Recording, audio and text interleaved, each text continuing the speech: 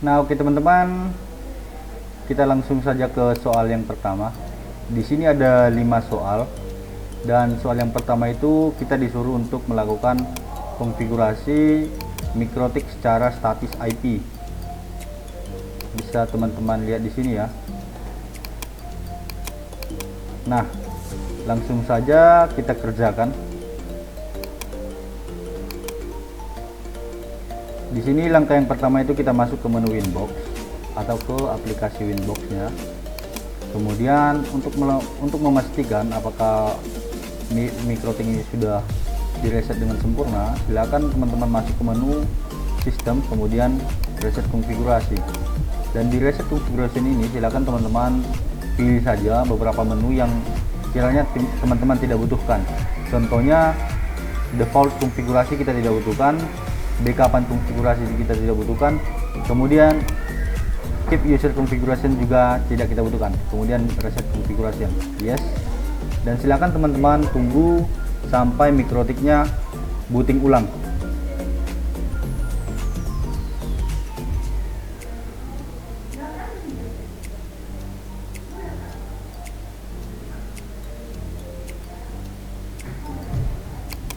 Nah, di sini mikrotiknya sudah booting ulang. Di sini silakan klik cancel saja, kemudian refresh sampai MAC address-nya muncul.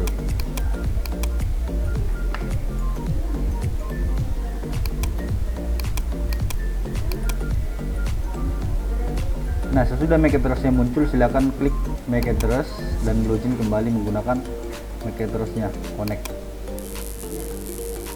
Dan sesudah masuk ke menu Winbox-nya lagi, silakan teman-teman atur. Yang pertama itu adalah memberikan identitas pada mikrotik kita, identity mikrotik kita. Semisal pada suatu ruangan itu ada 2, 3 atau bahkan 4 sampai sekian mikrotik, maka agar mikrotik kita itu langsung kita ketahui, maka kita berikan identitasnya. Contohnya di sini saya akan berikan nama mikrotik saya itu support ya, support TKJ. Kemudian saya klik apply, kemudian oke. Dan sesudah itu silakan teman-teman berikan user baru. Caranya masuk menu sistem, kemudian user, agar orang lain tidak bisa menggunakan user admin agar untuk menjebol mikrotik teman-teman. Semisal di sini tadi saya sudah berikan ya, sudah buat satu user baru yang namanya rekayasa yang tadi kita gunakan. Kemudian adminnya saya sudah nonaktifkan, tapi kalau mau diaktifkan juga bisa seperti ini. Tapi di sini saya akan memilih untuk nonaktif saja agar orang lain tidak bisa masuk. Nah, sesudah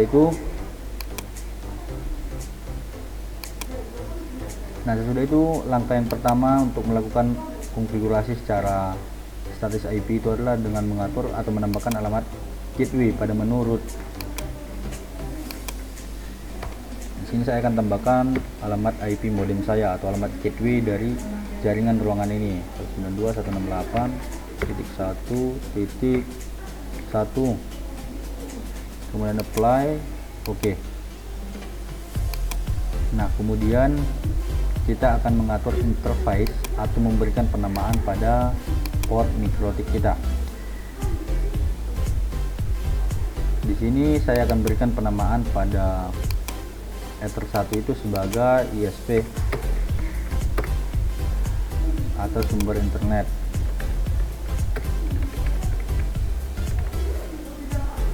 Oke, kemudian apply, oke. Kemudian Ether 2 saya akan berikan namanya itu LAN atau ke komputer. Port Ether 2 saya gunakan ke komputer yang sekarang ini saya gunakan untuk melakukan konfigurasi pada mikrotik ini. Kemudian klik OK, apply OK. Nah, sesudah itu silakan teman-teman tambahkan alamat IP address untuk Ether 1 dan Ether 2 nya ataupun Ether berikutnya yang kiranya teman-teman fungsikan. 192.168.1.10 contohnya seperti ini. Kemudian di interface-nya saya pilih Ether 1 karena alamat IP address ini saya berikan untuk Ether 1. Kemudian klik apply. Sorry teman-teman, di sini saya ada kesalahan ya. 192.168.1.10/24. Kemudian apply dan oke.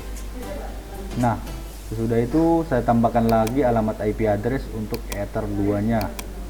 Di sini saya sudah melakukan untuk Ether 2. Kemudian saya berikan alamat IP untuk Ether 2 itu 192.168.2.10/24. Kemudian apply dan oke. Nah, sesudah mengatur alamat IP address, sekarang saya akan mengatur DNS-nya. Nah, DNS-nya di sini silakan masuk ke menu IP, kemudian DNS yang ini. Kemudian akan masuk tampilan seperti ini. Dan di sini silakan kamu centang saja yang allow remote request. Kemudian dynamic servernya silakan kemudian servernya silakan kamu isi alamat IP atau alamat gateway kamu 192.168.1.10. titik 1 ya, alamat gateway yang tadi saya isi. Kemudian silakan kamu isi alamat gateway atau alamat DNS Google 8.8.8.8. Kemudian tambahkan lagi alamat alternatif DNS Google, contohnya 8.8.4.4. Kemudian apply dan oke.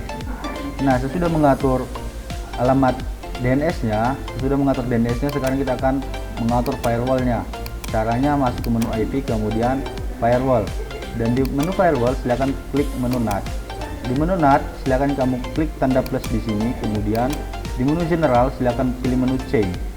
Di menu chain biarkan menjadi source NAT, kemudian di out interface silakan kamu klik saja atau kamu isi menjadi Ether 1 DSP atau sumber internet.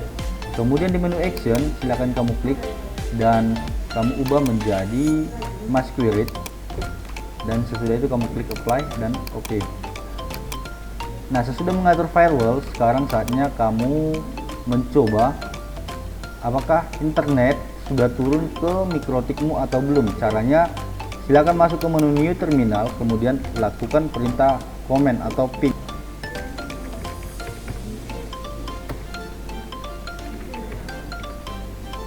google.com ya. Nah, jika sudah seperti ini, maka komputer kita itu sudah turun internet. Bisa juga kita melakukan ping ke alamat DNS Google, contohnya seperti ini, ping 8.8.8.8, kemudian enter. Nah, jika sudah seperti ini, otomatis internet kita sudah terhubung internet. Mikrotik kita sudah terhubung internet.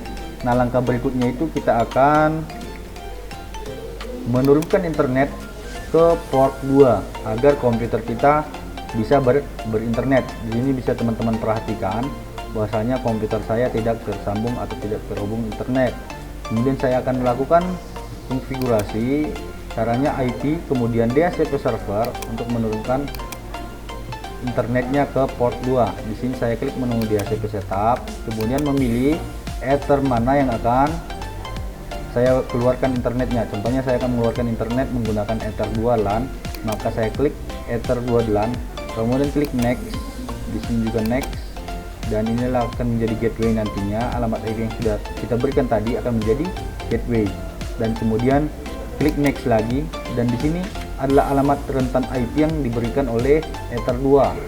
Kemudian klik next, dan juga ini adalah alamat DNS yang tadi kita isikan. Klik next lagi dan next. Nah, sudah sukses ya. Kemudian oke. Nah, di sini teman-teman juga sudah langsung bisa cek ya, bahwa saja saya sudah mendapatkan internet dari setting mikrotiknya tadi, dari konfigurasi mikrotiknya tadi.